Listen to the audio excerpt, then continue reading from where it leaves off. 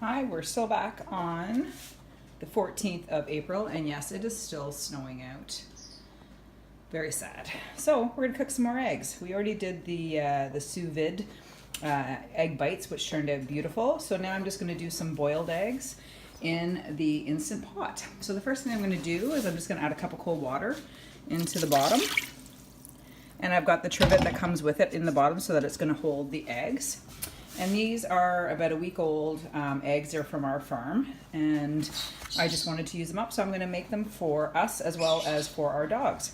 Seeing that we feed a primarily raw-based diet to the dogs, this makes a really good addition to their daily protein. So I'm just going to stack the eggs into the pot carefully, and we'll go from there.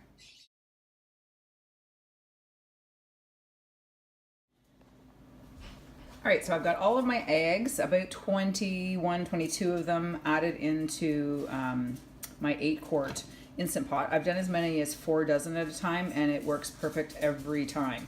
So again, 1 cup of cold water in the bottom, all the eggs positioned on the trivet. You might want to do a bit of a balancing act at first to make sure nothing falls in. And then we're just gonna go and we're gonna put the lid on. I guess that will help first here. Secure my lid, make sure it's on seal, or on, yes, the sealing setting. And then I'm going to go to the front and I'm going to push manual, and I'm going to put it on for 8 minutes.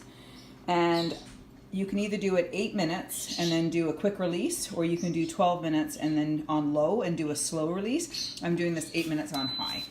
So that will start to build pressure, and then I'll let you know when it comes out.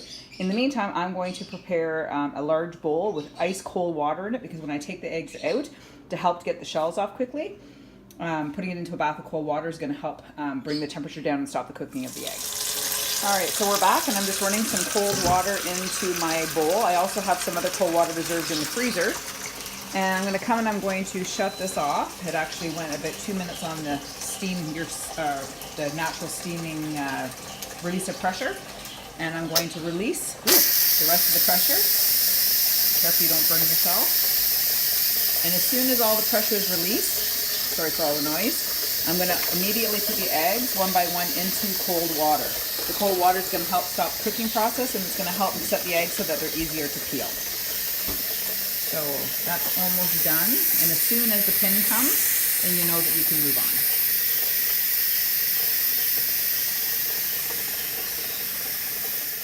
on. Okay, so we're coming to the end. I can hear that it's quietly hissing the last of the steam.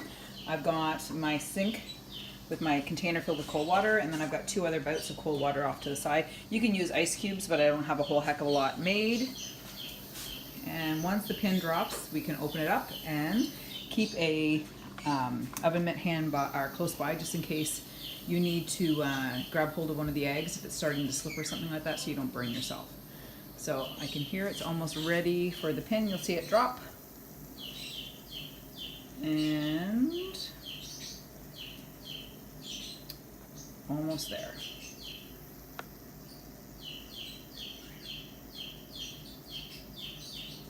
Or maybe not. As soon as the pin drops, we can open the lid, because then we know all the steam's out. It's like waiting for a kettle to boil. There it goes. Now we can open it. So twist, and again, be careful with any steam that's left in there. And I am going to just take the eggs out with a pair of tongs, and I'm just going to place them directly into the cold water. So here we have the eggs sitting in the water, and it's still really nice and cold. You can just kind of move them around a little bit so that it helps to circulate the cold water. And then once it starts to get a little bit warm, pour it off, and then just add your extra cold water that you had sitting in the freezer, or your ice cubes. Okay, so the eggs are really nice and chilled, and I'm going to try and do this with one hand. I'm just going to gently crack the eggs. They feel kind of bouncy, but you can see that the shells actually just slip off so easy. I'm doing this with one hand, I've never had eggs, especially farm fresh eggs, because the fresher the eggs, the harder it is for the shells to come off. So I always try, when I was doing deviled eggs or anything else like that, I would always try and use older eggs if I wanted them, but that's literally with one hand as I'm videotaping. So that's pretty cool. And you might get a couple like that kind of crack. I may have just put them in a little bit too hard. But again, I'm peeling these, believe it or not. If you're gonna buy an Instant Pot for any reason alone, just to peel or have eggs that peel so easy, it is worth the investment. Just saying. So again, I'm peeling this with one hand, ever so gently. It's coming off just like butter. And, whoops, I'm gonna dip it into the water just to rinse off any residual shell. And again, just like that, one hand, pretty amazing. And a nice little treat for the dogs as well as for us.